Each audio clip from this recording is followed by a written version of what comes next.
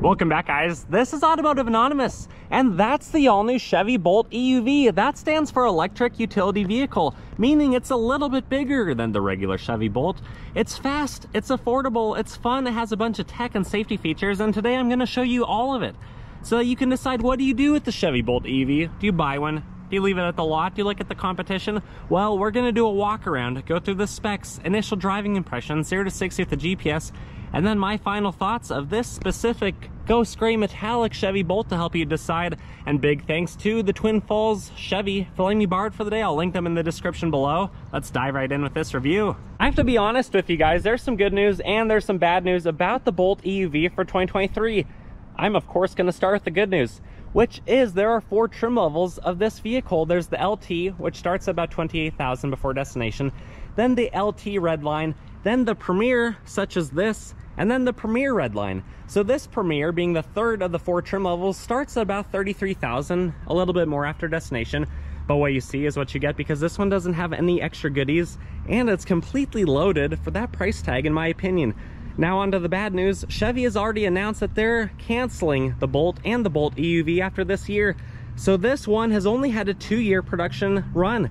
Will it be valuable in the future? I don't know. But if you want one, you better get one while you can find one, because they're not going to be made for much longer, as Chevy needs to expand the factory for their Silverados and their Sierras that are going to be electrified. And with that bombshell out of the way, I can tell you that these are homegrown. They're made in Michigan. It's front-wheel drive. It has a 200 horse, 266 pound-feet of torque. That's instant because it's electric with a 1-speed.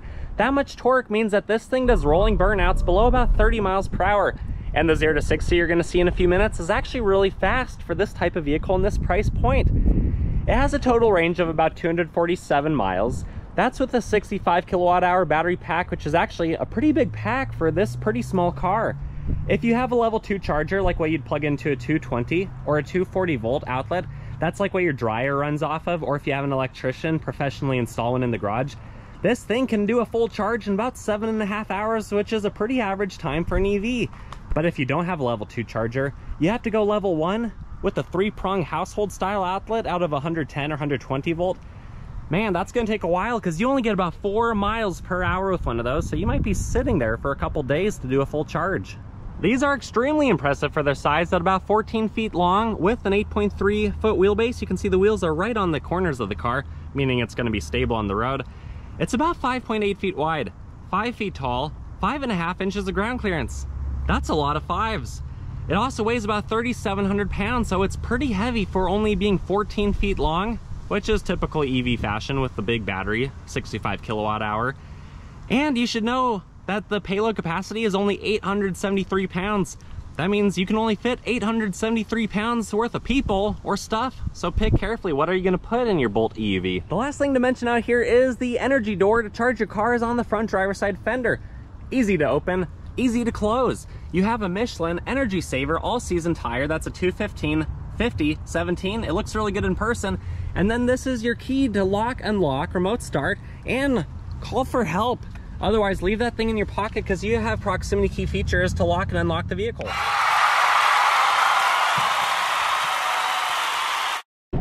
The driver's side door panel honestly looks really good with its 2-tone color combination. It really lightens up the interior. And you have Hobby Lobby yellow stitching, which is fantastic. Otherwise, soft touch materials on the door card. You could probably fit seven fingers in that handle.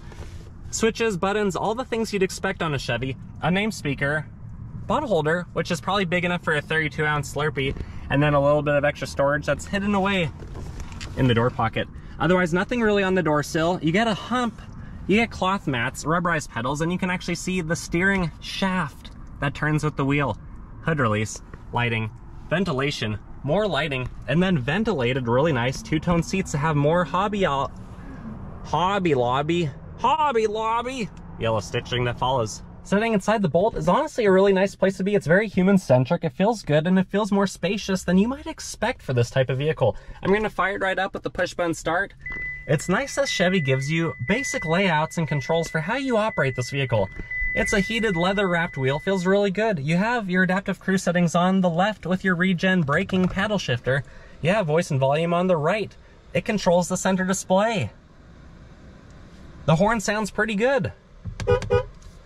You can see ventilation follows the rest of the dashboard, and then The big screen, it's actually really responsive. Chevy does a good job with these. Android Auto, Apple CarPlay does fantastic. You have all of your camera features. 360-degree view. It's honestly a really cool system. And then if you want to look at your specs, your stats for your EV, you can do a lot of that too. It's really interesting, really neat. And then heated, ventilated seats. All of your HVAC controls are physical. Wireless charger, 12 volt, and some plugins.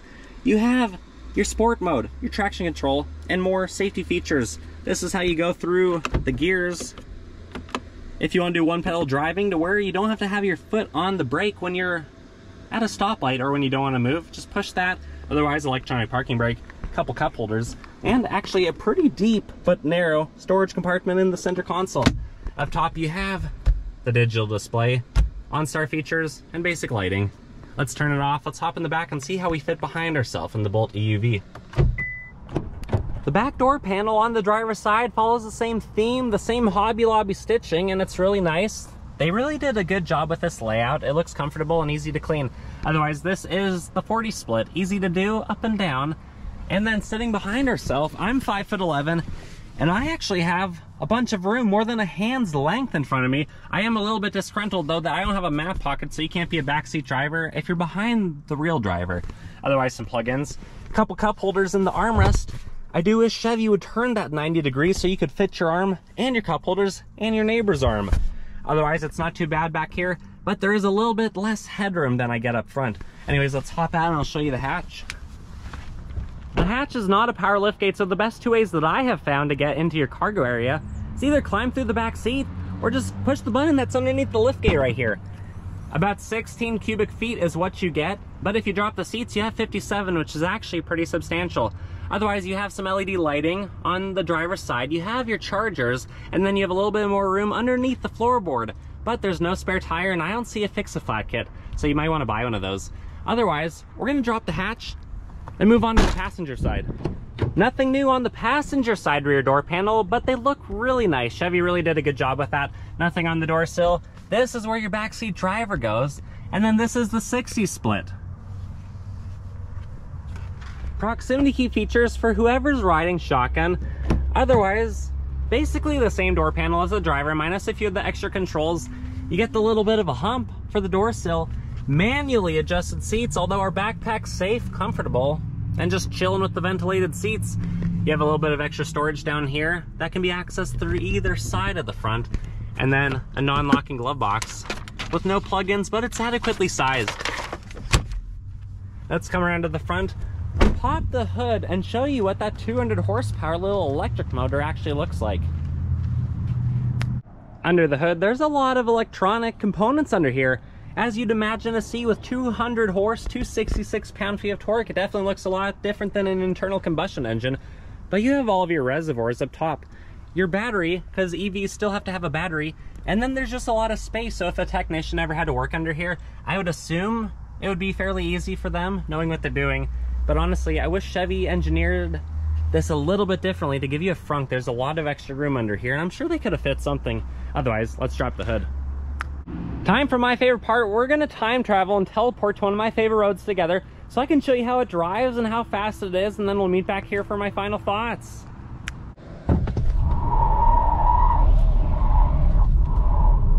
Initial driving impressions.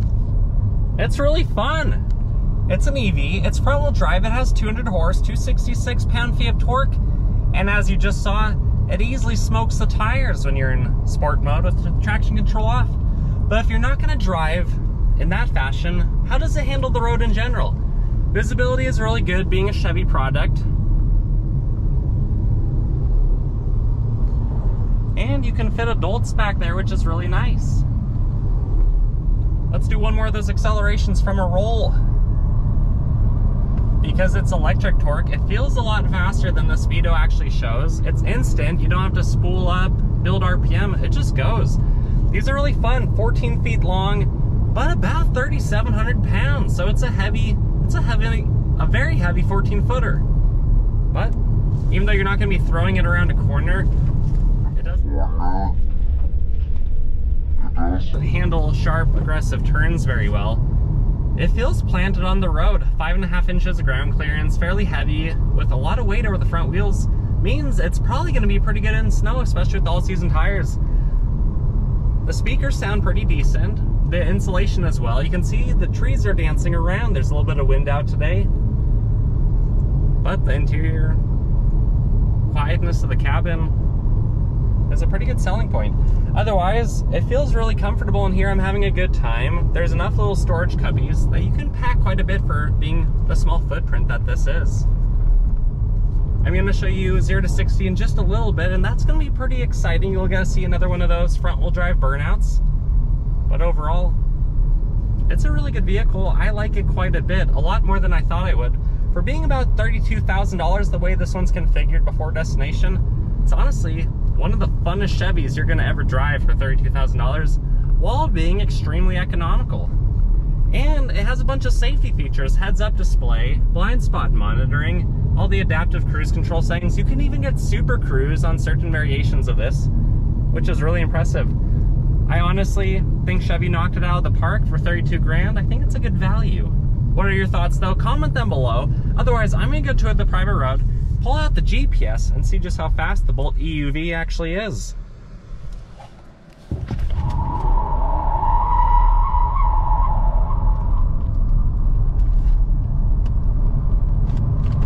With a massive burnout, it took 6.93 seconds. Still pretty impressive. Let's do another one without a burnout.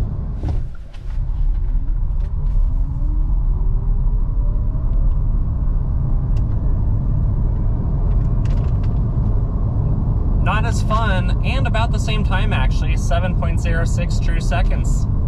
And our final thoughts. My final thoughts of the Bolt EUV is honestly, I think it's a really good car, and I'm sad that Chevy decided to discontinue it. I don't think there's a lot that competes adequately at this price point. It's fast, it's fun, it's affordable. It's one of the funnest EVs I've ever driven, and I've driven quite a few Teslas, including the 1,000 horsepower Model S Plaid. And this has put almost as big of a smile on my face.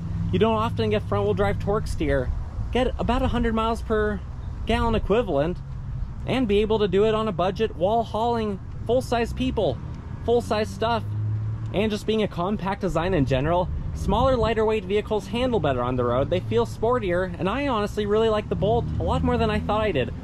But honestly, what really matters is what you think of it. So comment your thoughts and opinions below. Have you owned one? Are you gonna own one? Have you driven one? Or a competitor? I wanna know all that stuff. If you enjoyed this video, please consider liking this video. Subscribe if you want to watch more of my stuff. I post always at least once or twice a week.